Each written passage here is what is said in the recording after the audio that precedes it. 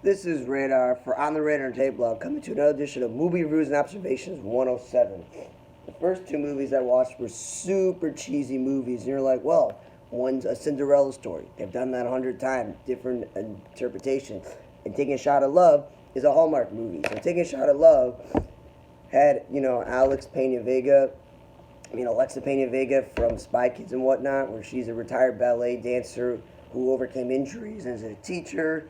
This guy, Luke McFarlane's a hockey player, the Ranger, and he has an injury and he's not getting over it, so his agent suggests, oh, go to my cousin, she's this ballet person. And it's the whole cliche where things start off rocky and they're not the greatest between the two of them, but then they really grow with each other and he really accepts the rehab program and they fall for each other. Cliche TV romance movie, and it's, barely 80 minutes. I liked it because you could technically consider it a sports movie because one's a hockey player and one's a ballet dancer, so that was interesting. The other issue is athletes do not, everywhere they walk around town or when they're driving or doing things, this guy was wearing a Rangers shirt or Rangers hat or a sweater every single second of the movie. We get it, he plays for the Rangers. It's not realistic. When guys are not playing sports, they're wearing regular clothing. A lot of them take really big fashion risks and stuff. So that was like, yeah, not the greatest. And then the Cinderella story, they've done this so many times, but this one is where, the father died, of course. The stepmother's evil, and there's two step siblings. One's a girl, and one's a guy, and the guy is a gay guy, whatever. And this girl wants to get away and be a big time actor, and she fails the first audition, so she pretends to be a dude, and the whole cliche, getting to know the dude that's really cool actor, and then falling in love with each other, even though she's pretending to be a guy. And I'm really happy that Michael Evans Belling from All American, playing Jordan, gets to be a lead actor in a movie, but this is a really bad, cheesy, short kids movie, and he deserves better. It wasn't that short though, it was close to an hour and 47 minutes, but he deserves a little bit better. Then I watched The Obituary of Tunde Johnson, and I've seen this actor before, and I'm like, where have I seen this guy before? And I've seen this guy before because he was briefly in a show called Council of Dads playing the girl's husband. So little acting in his career. And it's basically, he's gay and his parents are Nigerian. They don't accept that obviously in that country. And he's been dating this dude who has a girlfriend, has a beard, so not appear gay. But he gets pulled over and shot because he's a black man driving a fancy car.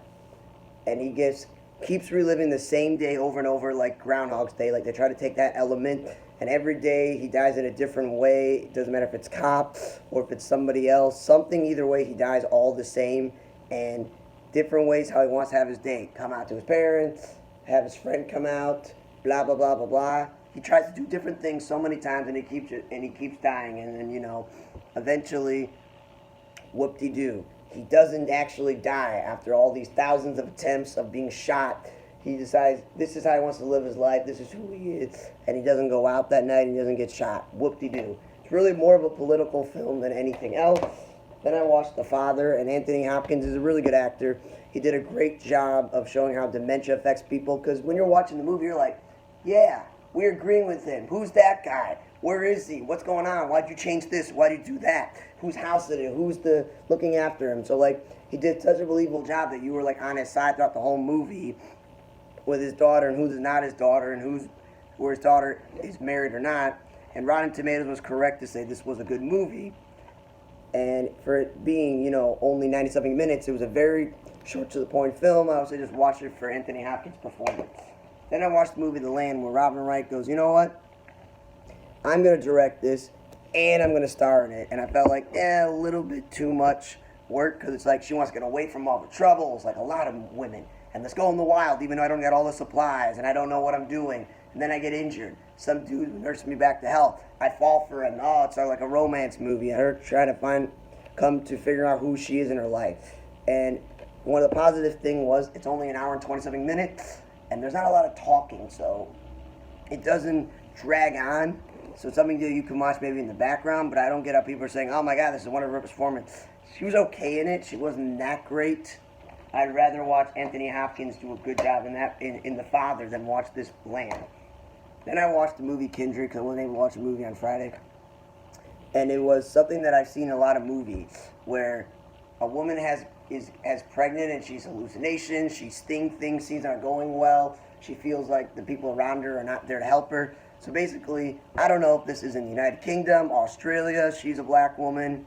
He's a white guy. His mother's a weird white lady in this big estate, and the mother doesn't want him to move away. They want him to stay there. She doesn't feel comfortable, but of course they make it where the husband dies tragically, and she's got no one else to take care of her but her weird mother-in-law and this supposed brother-in-law who's not really a brother-in-law. He's more of like an adopted brother or just a family friend, and he's kind of weird. And she's trying to get away from them, but when she's pregnant with no car, no money, how could she get anywhere? And it was basically not a horror film. It wasn't scary, it wasn't creepy. It was just, oh no, this woman's trapped and she can't get out. And then this crazy dude who lives in the house, that the main dude who died in the movie, he's like, we can raise this baby together, I can help you. And then the doctor thinks she's crazy and everybody, and it's just like, well, this was a waste of 90-something minutes of your life that you're never going to get back. Because the acting wasn't that great, the script was, you could definitely tell that the baby definitely was going to be taken away from her or whatever, but yeah, it was pretty stupid. Then the last movie I watched, Shoplifters of the World, where, you know, Thomas Lennon's in there for 2 minutes and Joe Manganiello is like the disc jockey. So it's basically like based off like true events in a way, where this guy hijacks a radio station in the 80s when like this, you know, the Smiths broke up years ago or whatever, and basically, you know, whatever, it's 80s or 90s, whatever, when the Smiths break up, and this kid hijacks the station and makes the guy play a marathon of the Smiths to honor them for passing away. The movie's then about the 4 kids who are like friends but not dating, fake dating but one's gay, whatever, and they're like, it's their last night before they go off to school. Guy goes off to the army, and they go to these huge parties, and they're huge Smiths fans, and they're not taking it very well that Smith had broken up. So they're going out on partying, and they find this station, and everybody's listening, and it was pretty good. It was pretty interesting.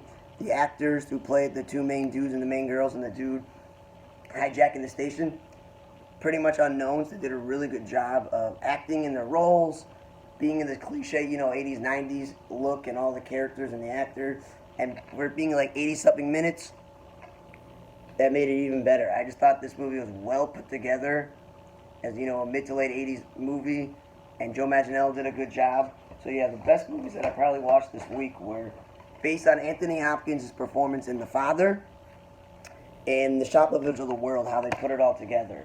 You can watch the cheesy films like Taking a Shot of Love and A Cinderella Story, Starstruck, but just so you know, they're cheesy, they're not the best movies, and The Cinderella Story is more of a kid's movie. But yeah, do not watch The Land unless you're obsessed with Robin Wright. Don't watch The Obituary of Tunde Johnson or the movie Kindred. Thanks for listening to another edition of Movie Reviews and Observations 107 for On the Radar Tape Block. I'm Radar. See you guys next time.